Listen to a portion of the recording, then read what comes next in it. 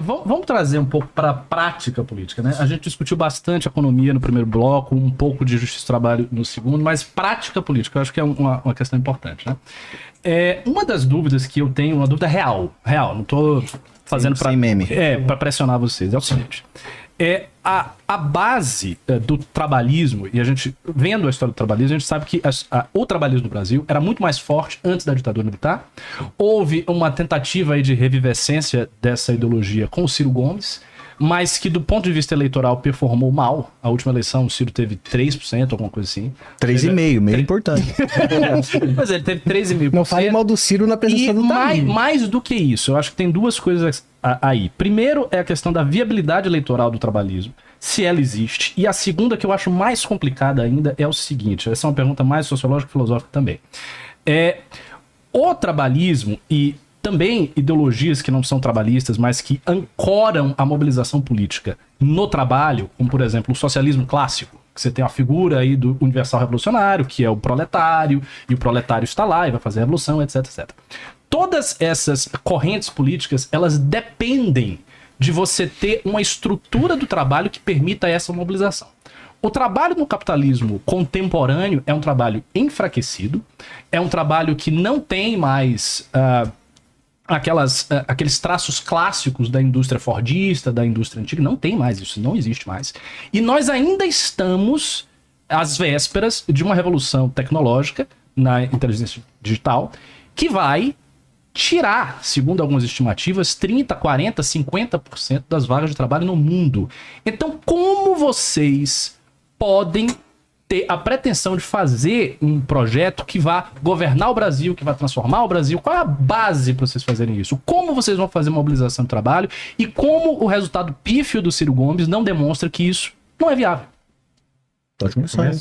Não, primeiro a questão do resultado do Ciro é bem fácil de responder. O Ciro teve 3% porque a gente teve uma eleição que a gente tinha um presidente popular, que é o Bolsonaro, no cargo, e um ex-presidente muito popular, que é o Lula, disputando. Então, eu não acho que são duas coisas que estão necessariamente relacionadas. Nesse sentido, creio eu que a gente precisa debater sim a questão do trabalho na quadra atual que a gente está na sociedade, e eu acho que tem dois campos importantes para a gente pensar, inclusive até numa reforma do trabalho. Por exemplo, você citou a questão da menor judicialização em países com melhores relações de trabalho. Até depois eu queria te perguntar quais países são esses, né? Mas se você quiser responder depois. Porque, primeiro, a gente tem que fazer uma reforma em que eu pessoalmente, nem combinei com eles aqui, eu defendo que as reformas trabalhistas, em pensar o sindicato, né? A reforma sindical, a gente tem que pensar num modelo em que os acordos só devem valer para os sindicalizados. Já é uma primeira questão. E aí, o trabalho formal, ele vai ter um índice maior de organização do trabalho. Vide o que acontece em países com relações melhores que a nossa, com países que são meio que exemplos da social-democracia no mundo e tudo mais. E o segundo ponto, a gente tem que entrar nesse debate do trabalho não formal e inclusive do próprio empreendedorismo. E creio eu, e aí nesse ponto, o próprio Ciro tem uma questão bem avançada, com muita influência também do próprio trabalho do Mangabeira Unger, que é o trabalho de você organizar os desorganizados. Você tem uma massa na população brasileira hoje, que é uma massa que está querendo empreender, que está querendo trabalhar, que está querendo construir. O teu projeto tem que servir para essas pessoas também. Então você tem que oferecer para essas pessoas uma alternativa e você tem que oferecer para essas pessoas uma via política para que elas opinem, para que elas construam esse projeto junto com você. E essa via política e esse projeto vão caminhando junto, um retroalimentando o outro, para que esses avanços sejam defendidos pelo conjunto da população. Inclusive, só colocando um adendo, igual no início do trabalhismo, que tem origem no getulismo, o Brasil era 90% agrário e 10% rural, urbano. Então, assim, foi criado isso. Mas veja, aí tem uma diferença importante. Por quê? Porque naquele período você tinha um Brasil que saía de uma condição rural para uma condição industrial e isso foi conduzido pelo Estado, conduzido pelo Getúlio e tudo mais, mas no mundo essa transição já tinha sido operada por vários outros países. Então a gente estava falando de um sistema mundo do capitalismo que estava funcionando e apontando para essa direção. E você acha que o Brasil não pode ser vanguarda? Não, o que eu quero dizer é o sistema mundo capitalista hoje não aponta para o fortalecimento de qualquer tipo de premissa material em que o trabalho seja mobilizado corretamente, pelo que eu compreendo vagamente aí do que é o trabalhismo. Eu acabei de dar o exemplo. A gente vai assistir, nós todos vamos assistir uma revolução digital que vai arrancar 30, 40, 50% dos postos de trabalho do mundo. Como é que você... Então, mas é uma aposta... Inclusive, a própria bolha da IA pode estourar antes disso, né? Pode, mas é uma aposta verossímil. Eu aposto nisso. É uma aposta verossímil. Você aposta nisso ou contra muitos... Eu aposto que a bolha da IA estoura antes desses empregos serem afetados. Então, assim, são muitos analistas que apontam que esses empregos vão ser afetados. Não sei se vai ser essa quantidade, mas vai ter uma quantidade de empregos que vão ser afetados. Porque os processos tanto de produção quanto processo de serviço serão mais e mais automatizados. O meu ponto... E aí, o meu ponto é como vocês têm força prática, força de mobilização de uma classe trabalhadora que já não tem mais essa força agora. O meu ponto é justamente isso, complementando o que o Fer estava falando. É a mesma discussão que está tendo agora sobre o que vai ser, é a mesma discussão que eles estavam tendo em 30 sentado. Entendeu? Sim, o mundo pode estar mandando para algum lugar. E existe uma percepção e uma construção de alguma coisa. É isso que o Fer está falando agora. Mas é diferente. Novamente, eu aponto a diferença. A diferença histórica você tinha um país que saía do âmbito rural, cuja atividade econômica central era rural, para a atividade industrial. Isso possibilitou... Então, mas esse não é a dinâmica do Brasil. Não, mas isso possibilitou que você tivesse a mobilização do trabalhador como se fazia nos anos 30, 40, 20, etc. Agora, não. Mas isso não foi um processo natural. Foi um processo mas eu não estou dizendo que foi Estado. Um processo natural. Eu não disse que foi um processo natural. Eu disse que foi um processo que os outros países que já tinham atravessado esse processo apontavam nessa direção. O que eu falei é que, dado o mundo... Tem algum país que já fez esse processo hoje? O que eu estou dizendo é que, dado o mundo como é hoje, não há nenhum indício de que a base do trabalho se fortalecerá nas próximas décadas. Todos os indícios apontam para o contrário. Inclusive a própria falência eleitoral do trabalhismo. Porque, por exemplo, você citou, beleza, o Ciro foi para uma eleição... com dois presidentes muito populares, mas ele já foi para várias eleições presidenciais.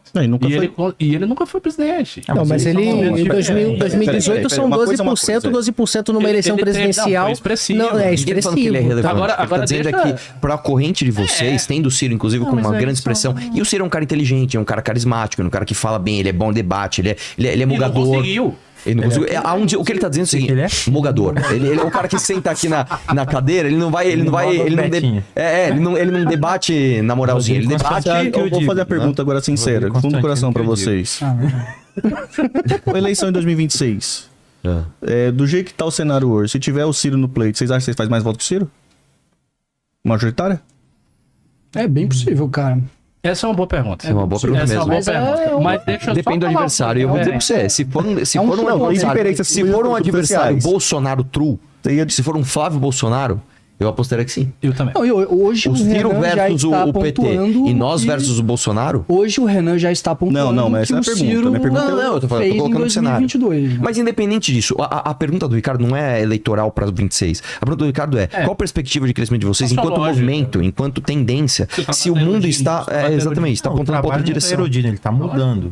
Exatamente, e tá deixando essas pautas obsoletas, assim como a CLT, mas por é exemplo. só isso que não, você responde. Mas tem um salto aqui entre a legislação trabalhista da CLT e a mudança de como se dá a dinâmica do trabalho produtivo, não necessariamente. Você vai dizer assim, não, porque tem que, por exemplo, sei lá, eu vou dizer que porque o trabalho produtivo tá sendo modificado, tá se modernizando, logo... Não faz sentido existir o 13º, não existe nenhuma relação de causa e efeito sobre uma coisa ou outra, tá? Porque eu acho que essa questão de... Não, mas é porque eles defendem acabar com isso, por exemplo. Acabar com o 13º, o que acontece? A gente nem teve tempo de responder isso. Não, tudo bem, mas... O instrumento político partido hoje, ele tá ultrapassado. Não. Entender, tá? Não, claro, imagina. O instrumento político tal qual nós conhecemos como partido. Ele tá modificado, mas não ultrapassado. Então, isso é um alerta que eu faço pra vocês. Antes da gente criar o nosso partido, a gente tava refém desses. Se o partido de vocês repetiu o fisiologismo tradicional. É óbvio. Mas em pouco tempo. Essa é uma pergunta central. Eu faço, inclusive, pra base de vocês. Assim, qual que é a diferença substancial entre o partido, por exemplo, o MDB, o União Brasil, por missão? Não, tô falando sério. Completamente diferente. Cara, eu vou dar um exemplo pra todo você. partido pode- gente. O quê? Não, Peraí. É muito diferente você fazer... Vamos organizar, deixa eu fazer a pergunta. Vamos entender. A per- Eu entendi o que o Tamir falar. O PT tinha uma proposta e Não, a diferença, Quando Biel, chegou no poder, tem quando, outro. quando o Fred fala que a instituição partido no Brasil hoje está desatualizada, não sei nem se foi essa palavra que você falou, foi desatualizado. desatualizado, coisa e tal, é porque o Fred Ultrapassado, né? é ultrapassado. O Fred tem uma palavra que é verdade. O partido hoje no Brasil se tornou um cartório, onde tem os seus caciques. E o MBL vai ter os seus caciques agora, a missão tem seus caciques. A única diferença pra mim que tô de fora é que lá no PL o cacique é o Valdemar. Lá no PSD, o partido é o Kassab. No Missão, o partido é o Renan e o Arthur. Não, pelo amor de Deus também. Não. É uma coisa que eu falo assim, cara, mesmo a diferença de vocês do PT é que um candidato é o Vou Lula, é um fazer ser uma humano, pergunta, o outro então. é o Vou Ciro, fazer é uma outro ser pergunta humano. agora Não, importante pra vocês. Tem Vou fazer uma total pergunta diferença. importante agora pra vocês. Se no partido de vocês acontecer igual aconteceu no Novo, a maioria da base de vocês quiserem se virar bolsonarista. Não vão conseguir. Por quê? Porque a gente travou isso no estatuto. Quem... O nosso partido é completamente diferente dos outros, porque é o seguinte, a E gente... o que obriga vocês a seguir o estatuto? Diferente... Hã? O que obriga você a seguir o estatuto? A lei? É a lei que vocês não podem mudar? Não A entendi. o que você cúpula tá não pode mudar o Não, estatuto? calma. Uma vez você colocado, você feito o estatuto, você tem travas dentro desse estatuto. Umas mais, outras menos permissivas. A nossa é muito pouco permissiva. Aham. Justamente por isso. Porque a gente, Tamir, diferente dos partidos tradicionais, que eles buscam qualquer um que tem voto. Você tem voto, não quero saber se você é trabalhista de direita, de esquerda, se você veste azul, se você veste amarelo, não interessa. Você tem voto, você vem pra cá. Isso é dinâmico. A gente não, a gente é um partido exclusivista. Você tem, foda-se que você tem voto. Eu quero saber o que você defende. Ah, você não tem voto, então vem. Um exemplo que a gente pode dar é o que aconteceu agora na Bahia. A gente descobriu, esse aqui não dá nem pra falar, Sim, mas a gente sim. descobriu uma coisa que a gente não concordou, eu não posso acusar aqui, mas a gente falou, isso aqui é inexplicável, cara. Você tá fora com um cara que tinha mandato, Eu velho. entendo isso, Arthur. Minha pergunta Entendeu? é simples o seguinte: amanhã você entender que essa lei que você colocou está travando. Você como cúpula.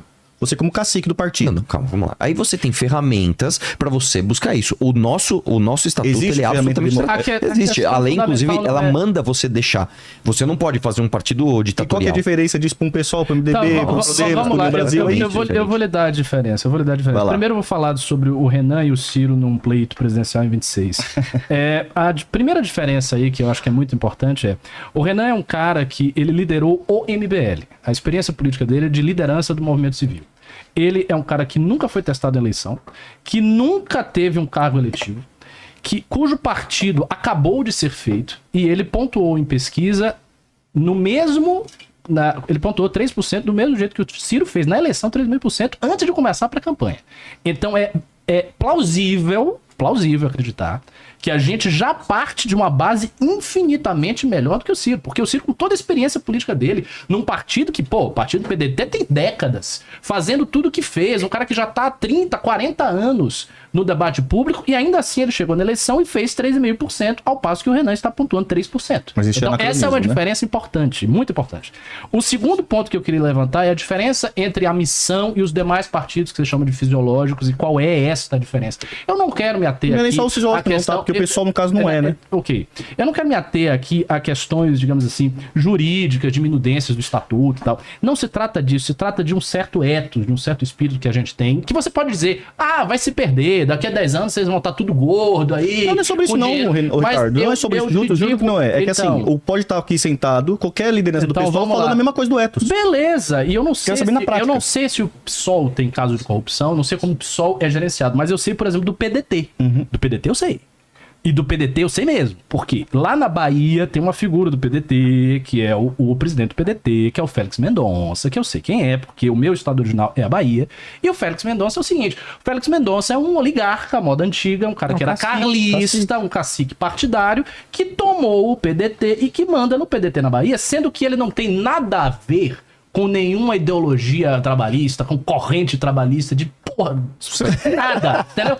Ele não tem a ver com isso. Então, este cara é um cacique partidário num partido que, teoricamente, teria um programa trabalhista e que entregou a Bahia, que é o quarto maior, colégio eleitoral, para um cara que é um oligarca. No nosso caso, a gente não faz isso, não tá fazendo isso. A gente perdeu um cara, e ele tá citando aqui, que é o Sandro, que era a nossa única liderança da Bahia, grande de fato, que tinha voto, que era vereador, que ocupava uma posição fundamental pra gente tecer toda a estratégia política da Bahia, e a gente perdeu, não porque ele é corrupto, mas porque tem suspeita de que ele possa ser.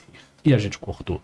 Este nível de rigor interno Eu não sei, aí você vai dizer, mas eu não sei se vai ser mantido. A gente Não, vai manter. não é questão dessa não, Ricardo. Não é questão dessa não. Se a gente mantiver esse nível de rigor interno, a gente vai ter um partido, sim, limpo, um partido programático, um partido sério, e somente um partido com essas características é capaz de fazer qualquer coisa na política brasileira. Só a questão do...